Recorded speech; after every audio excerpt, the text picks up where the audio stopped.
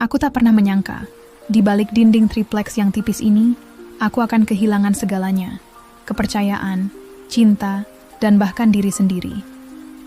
Jika kalian pernah merasa terjebak dalam kesepian yang mematikan, dengarkan kisahku. Karena kadang, keheningan di rumah sendiri lebih menyakitkan daripada hujan deras di malam yang gelap. Jangan lupa like dan komen. Aku ingin tahu, apakah kalian pernah merasakan hal yang sama? Jakarta Timur, sebuah sudut kota yang padat, panas, dan berisik. Aku, Ismi, 28 tahun, duduk di sudut kamar kontrakan petakan kami, merasakan dinginnya, dinding triplex yang bahkan tak mampu meredam suara gaduh dari jalanan. Suara klakson motor, teriakan pedagang kaki lima, dan hiruk-pikuk kehidupan kota besar ini selalu menjadi soundtrack hari-hariku. Aku menikah dengan Jaka, seorang satpam shift malam yang hampir selalu hilang dari pandanganku. Dia bukan tipe pria yang hangat. Jarang sekali aku merasa bahwa suamiku merindukan kehadiranku.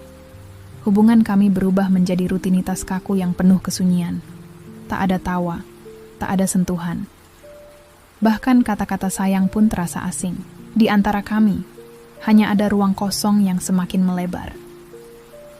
Kesepian mulai menggerogoti hatiku perlahan. Aku yang dulu penuh semangat kini menjadi bayangan diri yang kehilangan arah. Rutinitas kerja administrasi di kantor kecil yang sama setiap hari tidak membantu menghapus rasa hampa itu. Lebih menyakitkan lagi, kami belum dikaruniai anak, sesuatu yang selalu menjadi pembicaraan senyap di antara kami. Mungkin itu yang membuat kami semakin jauh, tanpa sadar membiarkan jarak itu melebar menjadi jurang. Di sisi lain ada Tono. Dia suami Lili, tetangga kami yang tinggal di petakan sebelah. Tono seorang driver ojek online, dengan wajah yang selalu dipenuhi senyum dan lelucon yang ringan. Dia selalu membuatku merasa diperhatikan, sesuatu yang lama aku rindukan. Perhatian kecilnya menjadi obat yang manis bagi luka batinku yang menganga. Lili, istrinya, tampak sering sibuk dengan pekerjaan rumah tangga, dan aku sering melihatnya termenung di depan pintu, menatap ke arah kami dengan mata yang tak bisa kusebutkan apa isi hatinya. Namun, aku terlalu lelah untuk peduli pada drama tetangga. Setiap hari di kontrakan sempit ini terasa seperti perjuangan, melawan panas, berdesakan dengan kenyataan pahit yang harus kami hadapi. Dinding triplex yang tipis itu bukan hanya pembatas ruang, tapi juga menjadi saksi bisu semua rahasia dan dosa yang tersimpan. Aku ingin sekali bercerita pada seseorang, tapi siapa? Jaka selalu sibuk. Tono hanya tetangga yang seharusnya tak boleh. Aku percaya terlalu dalam. Dan Lili. Kami hanyalah tetangga yang saling berjauhan dalam kesendirian masing-masing. Suatu malam, ketika hujan mulai turun deras, aku teringat kembali bagaimana rasanya dicintai, setidaknya oleh seseorang yang bisa membuatku merasa berarti. Tono mengirim pesan singkat, menawarkan tumpangan pulang kerja. Aku menerima, bukan karena aku ingin berkhianat, tapi karena aku sudah lama haus akan kehangatan dan perhatian. Di balik dinding tipis itu, aku berjanji pada diri sendiri untuk tidak pernah jatuh lebih dalam. Tapi aku tak tahu, janji itu akan segera dilanggar dalam keheningan malam yang penuh dosa. Kalau kamu penasaran bagaimana kisah ini akan berlanjut, bagaimana aku dan mereka harus menghadapi rahasia yang mulai terbuka perlahan, tinggal di kontrakan sempit ini tidak pernah sepi dari drama. Jangan lupa subscribe dan aktifkan notifikasi supaya kamu nggak ketinggalan bagian selanjutnya. Aku akan terus membagi kisah ini sejujur-jujurnya, karena aku percaya setiap luka punya cerita yang perlu didengar. Hujan malam itu turun dengan derasnya. Bunyi rintiknya memenuhi atap kontrakan kami yang sudah reyot. Aku berdiri di depan pintu kamar, menggigil, memikirkan lagi pertemuan singkatku dengan Tono. Tubuhku basah kuyup, tapi anehnya, aku merasa lebih hangat dari biasanya. Meski itu rasa hangat yang penuh kebingungan. Tono menawarkan tumpangan pulang setelah aku pulang dari kantor. Awalnya aku menolak, tapi rasa sepi yang mencekam membuatku berkata iya tanpa pikir panjang. Motor kecilnya melaju pelan melewati jalanan sempit yang penuh genangan air. Lampu-lampu jalan yang remang-remang menambah suasana sendu malam itu. Aku duduk di belakang memegang erat jaketnya, berharap malam ini bisa membawa sesuatu yang berbeda. "Kamu kenapa, Mi?" "Kayak ada yang berat di hati," katanya tiba-tiba, tanpa basa-basi. Suaranya hangat dan penuh perhatian. Aku menghela napas panjang, mencoba menyembunyikan perasaan rapuhku. Cuma capek aja, Ton. Rasanya hidup ini kadang terlalu berat." Dia tertawa kecil, menggeleng. "Jangan dipendam sendiri, nanti makin berat, Mi." Sejak malam itu, kami mulai sering ngobrol. Awalnya hanya di teras kontrakan, sambil menunggu hujan reda, atau sekadar berbagi secangkir kopi pahit. Aku bercerita tentang rumah tanggaku yang makin dingin, tentang Jaka yang makin lama makin jauh. Tono pun bercerita tentang perjuangannya, menjadi driver ojol, betapa sulitnya menghidupi keluarga kecilnya. Aku tahu, rasanya kayak di penjara dalam pernikahan yang hambar, katanya suatu malam sambil menatap langit gelap. Kadang aku mikir, apa hidup harus kayak gini terus, ya? Kata-katanya membuatku terdiam, seperti dia tahu semua luka yang selama ini kusembunyikan rapat-rapat. Aku mulai berharap, walau hanya sebentar, bisa menemukan secercah kehangatan dalam pelukan seseorang yang peduli. Tapi di balik itu, aku tahu aku berkhianat. Hatiku berontak setiap kali kami berdua tertawa, saling mengirim pesan di malam hari, bahkan saat aku mulai mengharap lebih. Rasanya seperti berjalan di tepi jurang. Tahu, jatuhnya akan sakit, tapi sulit untuk mundur. Sedangkan di rumah, suasana makin membeku. Jaka yang biasanya pulang larut, kini semakin tak menentu jamnya. Aku hampir tidak pernah melihat dia tersenyum, apalagi berbicara panjang lebar. Suara langkah kakinya di malam hari kadang membuatku terjaga, tapi aku terlalu lelah untuk bertanya. "Kenapa kamu nggak cerita sama aku, Jak?" Tanyaku sekali waktu dengan suara gemetar. Tapi dia cuma menatapku dingin, lalu berbalik masuk kamar tanpa sepatah kata. Rasa sakit itu seperti tusukan, tapi aku harus berpura-pura kuat. Di satu sisi, aku mulai mencuri-curi pandang pada Lili, istri Tono, yang terlihat semakin murung dan sering menghabiskan waktu di dalam kamar. Aku pernah melihat dia menatap suaminya dan Jaka dari jauh dengan mata yang penuh kecurigaan, tapi aku tak berani bertanya. Aku sendiri sudah cukup sibuk berurusan dengan rasa bersalah yang membelenggu. Suatu sore, ketika aku sedang menjemur pakaian, aku tanpa sengaja melihat Jaka dan Lili berbicara dekat di depan kontrakan. Mereka tertawa kecil, lebih akrab dari yang aku bayangkan.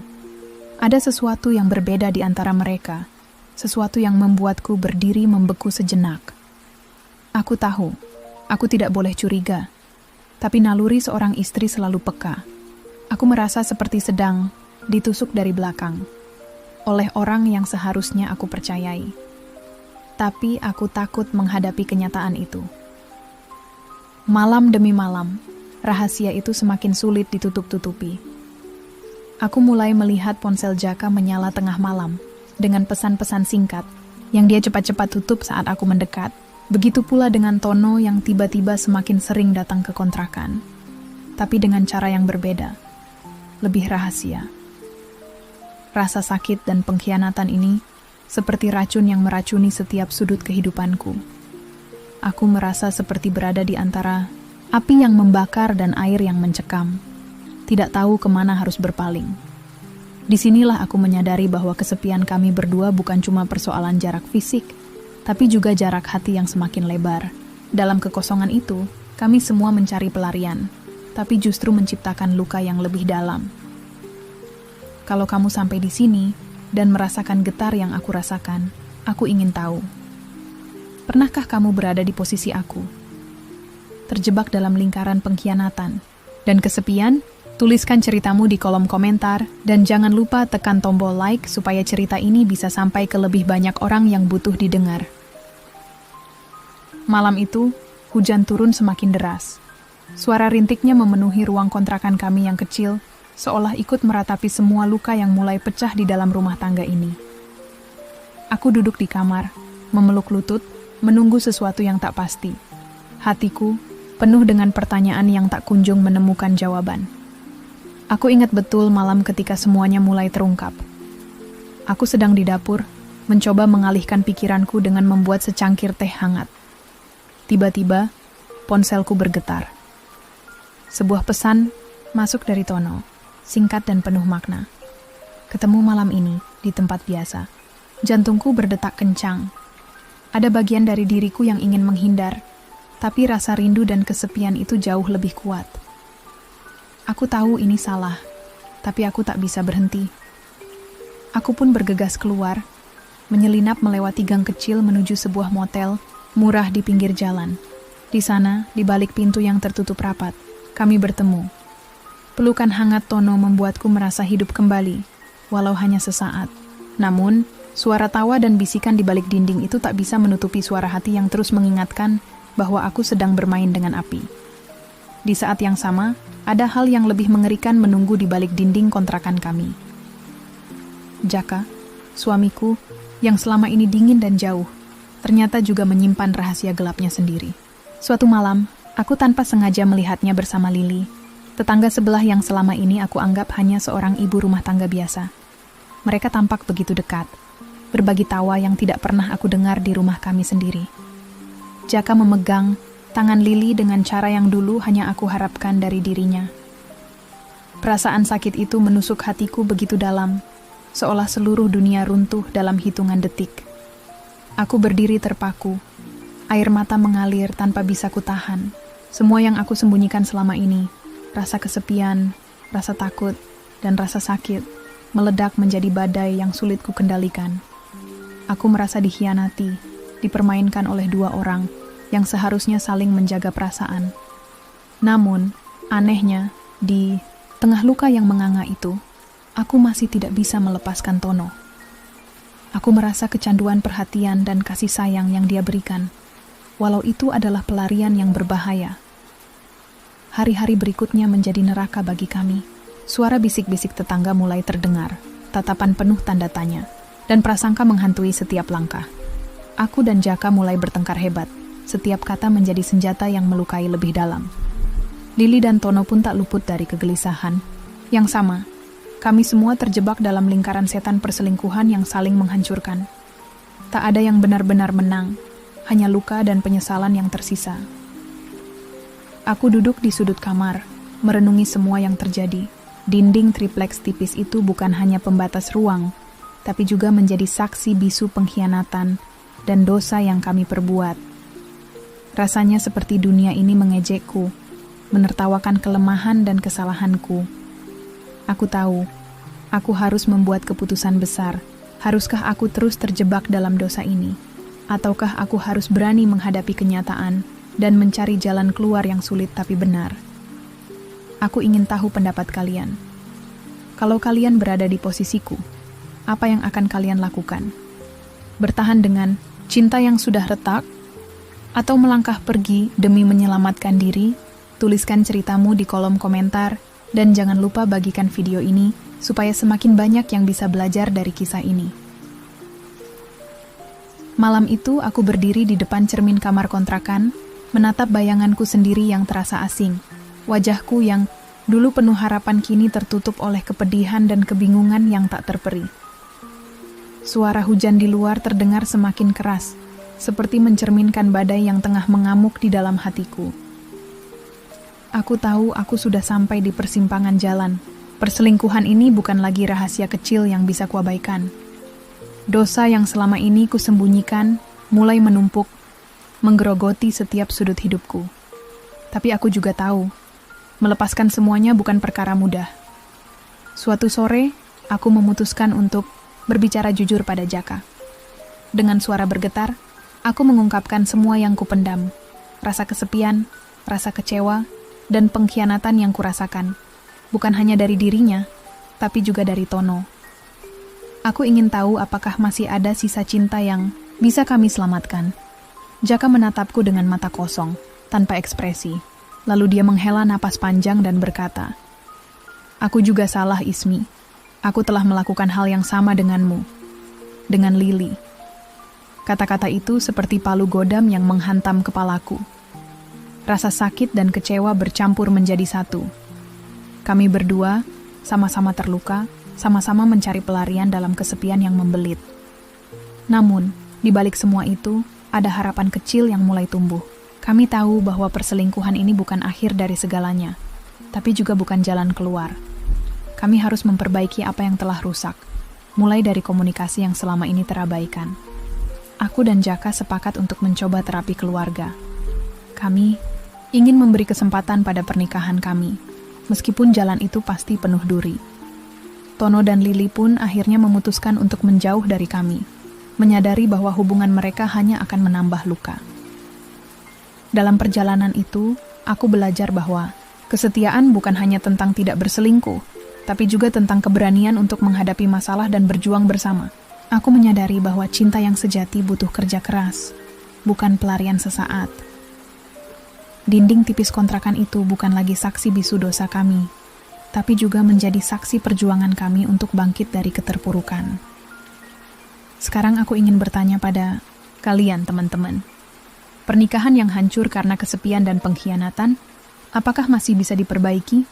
Atau harus diakhiri agar luka tak bertambah parah? Bagikan cerita dan pendapat kalian di komentar, karena aku yakin banyak dari kita yang pernah merasakan dilema yang sama. Aku kira setelah keputusan itu, segalanya akan mulai membaik. Tapi hidup ternyata punya cara lain untuk menguji keteguhan hati kami. Suatu malam, ketika aku sedang membereskan kamar, aku menemukan sesuatu yang tak pernah kuharapkan. Sebuah kotak kecil berisi surat-surat dan foto-foto yang tersembunyi di balik lemari Jaka.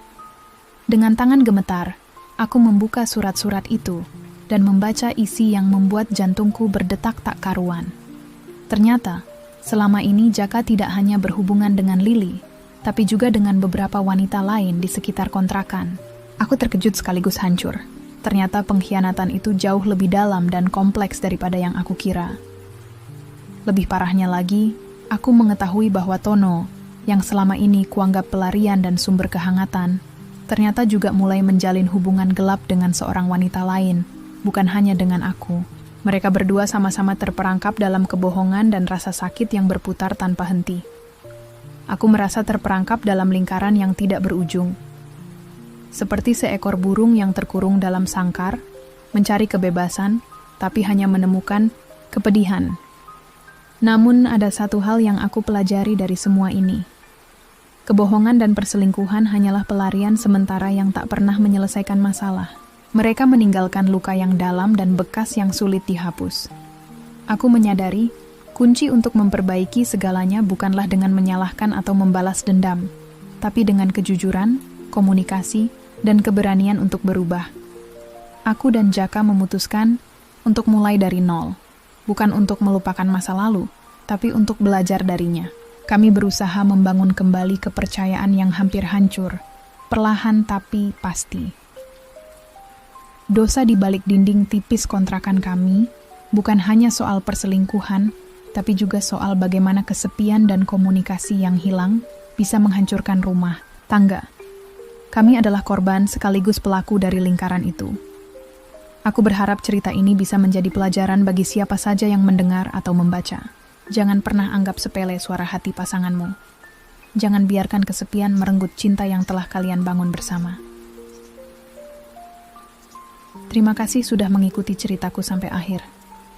Jika kamu punya pengalaman serupa atau pendapat tentang kisah ini, aku sangat ingin mendengarnya. Tuliskan komentarmu di bawah dan jangan lupa untuk membagikan video ini agar semakin banyak yang sadar bahwa perselingkuhan bukanlah jalan keluar, tapi jebakan yang menyakitkan. Sampai jumpa di cerita selanjutnya. Jaga hati dan cintamu, teman. Tamat.